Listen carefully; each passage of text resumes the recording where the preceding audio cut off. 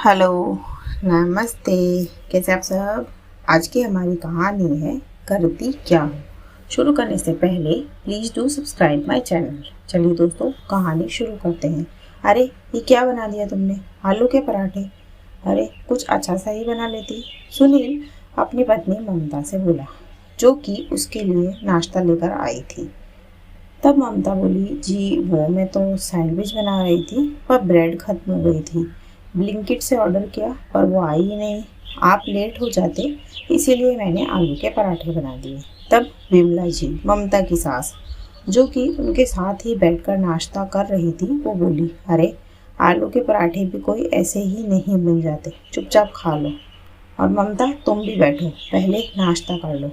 ममता नाश्ता करने बैठी। अभी उसने एक निवाला ही खाया था कि तभी डोरबेल बजी। ममता ने खाना छोड़कर पहले दरवाज़ा खोला तो ब्लिंकिट से उसका सामान आया था। उसने पहले वो लिया, फिर नाश्ता करने बैठी। तब तक सुनील नाश्ता करके उठ चुका था और अपने कमरे में कुछ ढूंढ रहा था। फिर जब उसे ना मिला तो उसने ममता को आवाज़ लगाई।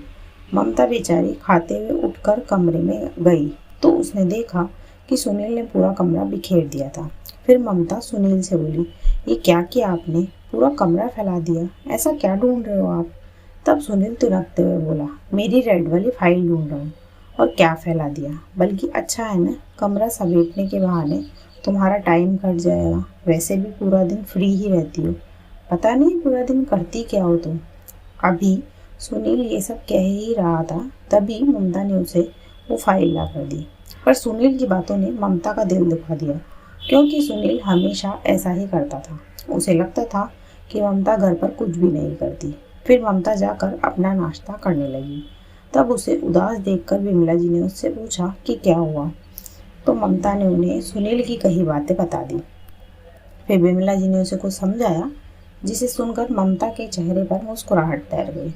फिर शाम को जब सुनील काम से घर लौटा तब उसने देखा कि पूरा घर फैला पड़ा है।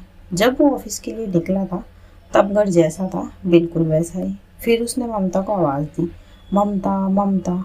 जब कोई नहीं आया तो वो खुद किचन में गया पानी लेने, पर वहाँ जाकर भी उसने देखा कि सिंक बर्तनों से भरी पड़ी थी। पूरी किचन स्लैब पर सामान बिखरा पड़ा था, पानी पीने को ग्लास तक नहीं था।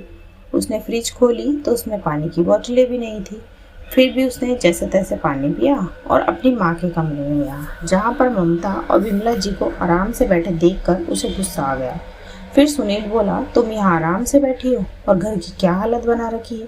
सुबह से तुमने कोई काम नहीं करा, और माँ आपने भी इसे कुछ नहीं कहा। अरे किचन में पानी पीने को गिलास तक नहीं है, यहाँ तक फ्रीज में पानी की बोतलें भी नहीं है। तब ममता आराम से बोली, जी वो आप ही तो कहते हो कि मैं पूरा दिन फ्री रहती हूँ, तो आज मैं पूरा दिन फ्री ही थी। फिर सुनील झल्लाते हुए बोला, क्या मतलब? तब विमला जी बोली, मतलब वही है जो तुमने सुबह कहा। ममता ने वही किया। तुम्हारे हिसाब से ममता पूरा दिन फ्री रहती है, तो आज ही पूरा दिन फ्री ही थी। आज दिन का खाना भी हमने बाहर से ऑर्डर किया और खा लिया। और अब रही बात पानी की, तो पानी आया था पर ममता ने नहीं भरा, न घर की साफ सफाई करी, ना बर्तन कपड़े धोए। भाई जब ये पूरा दिन कुछ करती नहीं है तो इसने पूरा दिन कुछ भी नहीं किया। तब सुनील सर को जाते हुए बोला, माँ मेरा ये मतलब नहीं था। और आप भी माँ इसका साथ देने लगी। अगर पीछे कोई मेहमान आ जाता तो घर की ये हालत देखकर क्या बोलता। फिर विमला जी बोली, तुम्हारा जो भी मतलब था, और मैं साथ सही का देती हूँ। जानते हो सुनील, घर का काम जब तक करते रहो ना तब तक किसी को नहीं दिखता। एक दिन ना करो तो सबको दिखने लगता है, जैसे आज तुमको दिख गया और रोज नहीं दिखता। फिर सुनील बोला, सॉरी माँ। तब विमला जी बोली, सॉरी बेटा तुम ममता से बोलो। फिर सुनील ने ममता से सॉरी कहा और जाकर पानी लेकर आया। फिर ममता और विमला जी ने मिलकर घर समेटा। दोस्तों, कैसी लगी कहानी आपको? मुझे कमेंट बॉक्स में ज़रूर बताएं। ऐसी ही और कहानियाँ सुनने के लिए मेरे चैनल KNYK हिंदी कहानियाँ को सब्सक्राइब ज़रूर करें। थैंक यू सो मच दोस्तों। Thanks for watching. Do like, share and subscribe my channel. Thank you so much.